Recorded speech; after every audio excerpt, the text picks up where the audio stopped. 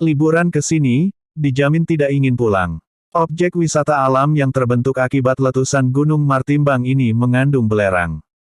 Banyak pengunjung yang percaya jika kandungan tersebut dapat dimanfaatkan untuk menyembuhkan berbagai penyakit gatal-gatal. Selain untuk berobat, pemandian ini juga sering menjadi spot foto bagi anak muda. Mereka sengaja datang jauh-jauh demi mendapatkan foto terbaik di tempat tercantik Tapanuli Utara. Wisata pemandian air panas Sipoholon sebenarnya sangat mudah untuk dikunjungi. Letaknya sendiri berada di pinggir jalan lintas timur Sumatera Utara dan hanya sekitar 45 menit saja dari Bandara Silangit.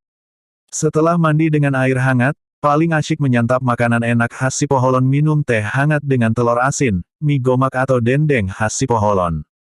Seminarium Sipoholon Pusat Pendidikan Rohani merupakan salah satu kampus yang bernuansa kerohanian yang dikhususkan menciptakan sarjana pendidikan Kristen,